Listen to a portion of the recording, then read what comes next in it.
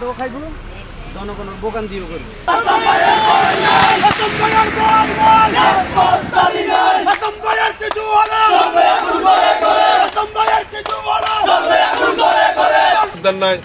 উনি কারাগারে থেকে ব্যবসা পরিচালনা করতে পারেন নাই বিদায় ওনার ঋণগুলো রয়ে গেছেন। আমরা আদালতের কাছে সহ সরকারের কাছে বিনীতভাবে আহ্বান জানাবো, বাংলাদেশের মানুষের, সীতাকুণ্ডের নিরহ মানুষের, সীতাকুণ্ডের উন্নয়নের স্বার্থে, সীতাকুণ্ডের জনগণের স্বার্থে, সীতাকুণ্ডের মজলুম মানুষের স্বার্থে, নিপীড়িত মানুষের স্বার্থে গণতান্ত্রিক ধারাকে অব্যাহত রাখার জন্য লায়ন মোহাম্মদ আসলাম চৌধুরীর বিকল্প এখনো সৃষ্টি হয় নাই। দীর্ঘদিন থেকে লায়ন আসলাম চৌধুরী মহোদয় জেল কেড়েছেন এবং কারাভোক্তা নির্যাতন করেছেন। তার ব্যবসা বাণিজ্য সবকিছু উজাড় করে দিয়েছেন এই দলের জন্য। কিন্তু শ্রীদণ্ডবাসী সেটা আদালত কার জন্য? জনগণের জন্য। জনগণ থাকলে সেখানে আদালত, আর না থাকলে কিসের আদালত?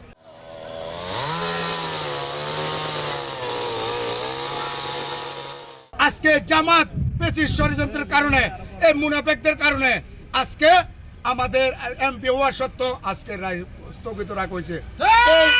এই আলোতে আজকে আমরা জনগণ, সীতাকুণ্ডের জনগণ, আমরা রাজপথে অতীত ছিলাম 17 বছর, আবারও রাজপথে সংগ্রাম করে আসলাম চৌধুরীকে এমপি শপথ বাধ্য করা হবে। যতক্ষণ না আসলাম চৌধুরীর শপথ বহাল না হয় ততক্ষণ আমরা রাজপথে। এরা দেশের লুটা ফুটাও খাইব, জনগণের বোকান দিয়েও করবে। যদি আমি একজন প্রবাসী, আমার এখানে 6টার ভিতরে আমার প্রস্তাব আসছে আমার টিকিট, তাদের এটার জন্য আমার টিকিট ক্যান্সেল হবে। শুধু কি আমি আরো এরকম হাজার হাজার প্রবাসী এরকম ডাক্তাররা পুরো হাইওয়ে বন্ধ করে রাখছে। তাদের দল ক্ষমতায়, তাদের সবকিছু, তারা সবকিছু এই রোডটা ভিতর দিয়ে যেতে পারেন, পুরো ইয়াটা বন্ধ করে দিচ্ছে।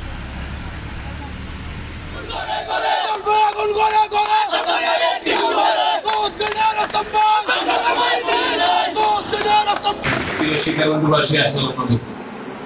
আপনারা আমাকে বিপুল ভোটে নির্বাচিত করেছেন।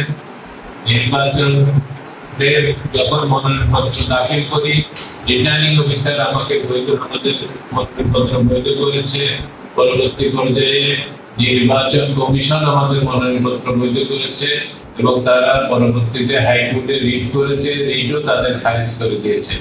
পরবর্তী পর্যায়ে সুপ্রিম কোর্ট আপিল করেছে, আপিলে ওনারা আপিলের পরও আমাকে ইলেকশন করতে দিয়েছে এবং জনগণ বিপুল ভোটে আমাকে নির্বাচিত করেছে।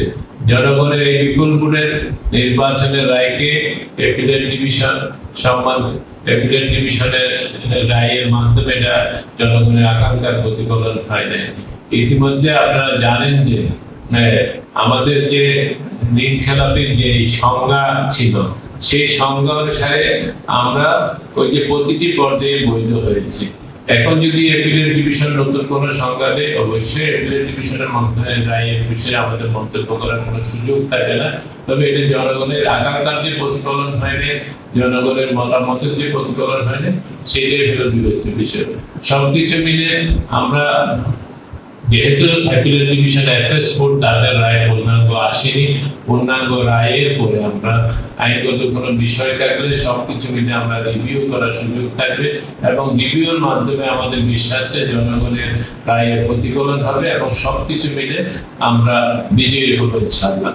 এবং অ্যাপিলেট ডিভিশন রিভিউ রায়ের মাধ্যমে আমরা বিজয়ী হব ইনশাআল্লাহ। আমরা জনগণের পাশে সবসময় আছি।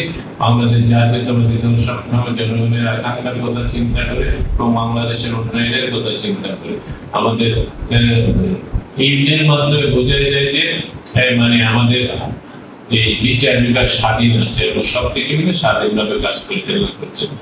তবু আমরা আশা করব সামনের সময়গুলোতে রিভিউর মাধ্যমে আমরা জনগণের পাশে, জনগণের রায়ের প্রতিফলনটা আমরা দেখতে পাবো। ধন্যবাদ সবাইকে।